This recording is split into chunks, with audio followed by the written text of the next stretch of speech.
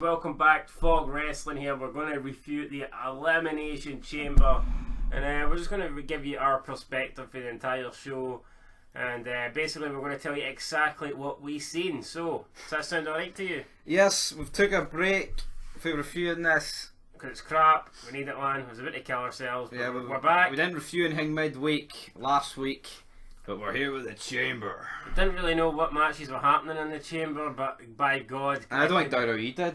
I couldn't have predicted the show being much worse than this. So we kick off the show with Daniel Bryan, and I'm thinking, well, who's Daniel Bryan against? I thought it would be Heath Slater. As soon as I seen Drew Gulak come out, and I didn't know who this guy was until the image came up, it was change the channel straight onto the WWE Network. Well, we're already on that, but straight onto old SmackDown, where we watched Austin and Kurt Angle talk up the WWF locker room. So nobody wants to see nobody wants to see Bryan versus Gulak. But apparently this was an 18-minute classic technical masterpiece, was it? Bryan won. Couldn't give a shit. Bryan wins. So we check back, and match number 2. I mean, Spick versus Spick. Mo and Malwan. Andrade versus Humberto Carrillo. So straight back onto the network, and we watched Booker T versus DDP for the WCW Championship. Kurt Angle came out, tried to kick Booker T's ass, but Booker T got the better of him, and they came to help Angle. Funny skip backstage where Austin's talking about how he's going to do all these things to Booker T.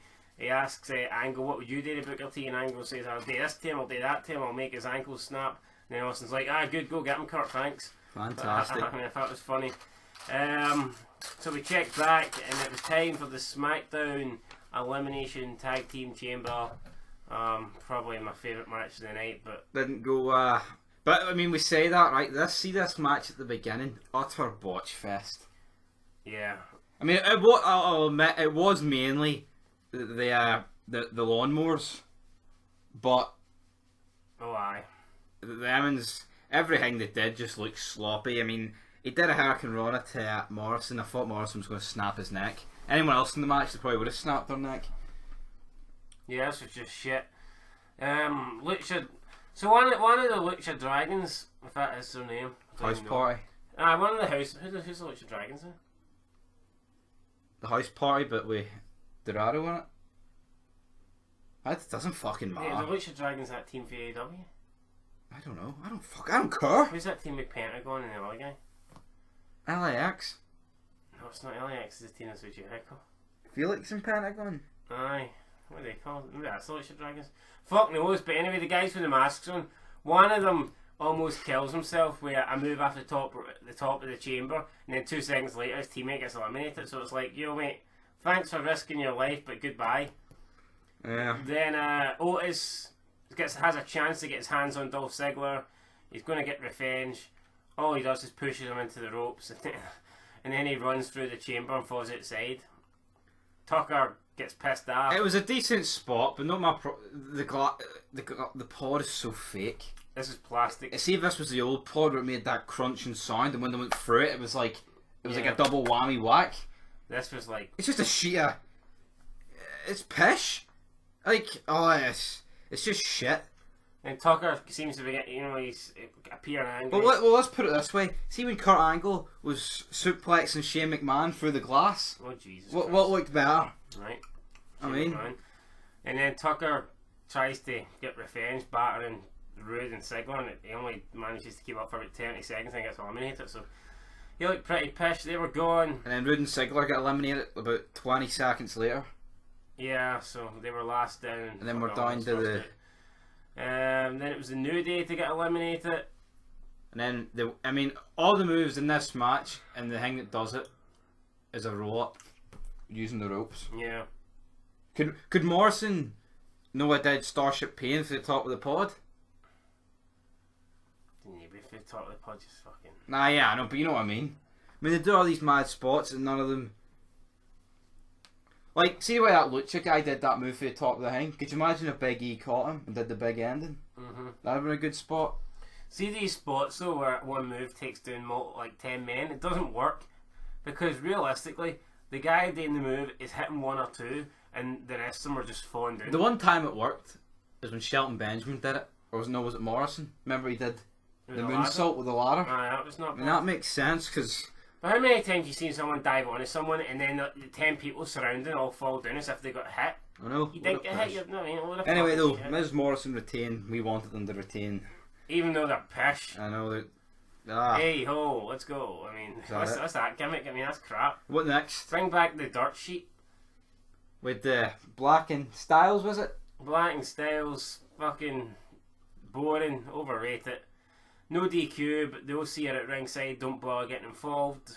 Made no sense. Tate comes out at the end. Black selling his leg the whole match until the finish. Yeah, which is the most important part of the match. And his leg magically heals. So Black lost his undefeated streak on Raw just to beat AJ Styles, who's going to be facing Taker at Mania at the pay-per-view. Doesn't make much sense, but nothing does about this show. Was there another match after this? After this, we had Intercontinental Championship Braun Strowman 3-1 handicap match against three of the most boringest fucks on the roster: Nakamura, Cesaro, Sami Zayn. Double suplex with a haluva kick. Sami Zayn gets the win. It's like, what? I don't get it. Sami Zayn gets the win even though he's supposed to be like the manager of Nakamura, and Nakamura's not even got an issue with it. He never even tried breaking up the count. And why Cesaro not want to be champ? Like, why were they so? Why are these two guys so happy for Sami Zayn to be IC champ? Like, that just doesn't make much sense to me. Nothing does though. And then moving on to easily the worst. Now people might say, nah, the worst chamber match. Whoa, is Street Profits against Buddy Murphy and Rollins. Nobody cares. Yeah, moving on. Street Profits won. Yeah. Nobody cares. Moving on to the greatest chamber match of all time. I mean, this is by far the worst chamber match of all time. Really? I thought it was the best. God damn. It is the worst. Starts off with Natalya Ruby Riott. In comes Sarah Logan. Forgive me for not remembering her name, but she is pretty irrelevant. The only spot that happened here was like a cross body off the top of the pod, but which Natalya got a concussion from. Well, she did get, I think, a knee in the face. Yeah. These pods are they're not even tall anymore, they're short. That was it. Shayna Baszler came in, eliminated those three in like about 2 minutes. Then Liv Morgan came in, just got eliminated, didn't get any offense in. Then Asuka came in, got a bit of offense in, and then just got eliminated. So Shayna Baszler eliminated everybody with that submission chokehold. And that was it. I believe it was about a 20-minute match. So that just goes to show you that the timings are fucked up. It used to be every 5 minutes the pod opens, certainly not the case anymore. And then I think a couple of times during the match it showed you Becky Lynch watching backstage. I don't know what the fuck was wrong with this pay-per-view. Where was, like, I know WWE hardly have any stars, but where was McIntyre or Corbin or Reigns? Like, where was anyone remotely decent? Where were they? In the bin. Fucking this show is pish, and I'm giving it a fucking -1. I'll give it a 1 out of 10. A 1? No, you're right, -1. Could you imagine, right? See Reigns doing that to Goldberg, right? I had no problem with that. Well, I know the segment was shit, but my point is, why couldn't that happen, but they still had a chamber match? You could have had Reigns. Yeah, because I don't see why not, because they've already pretty much established that Shayna Baszler was going to challenge Becky Lynch. I'll tell you one thing, why couldn't the Fiend the Cena been in that chamber match, and that sets up their match for the...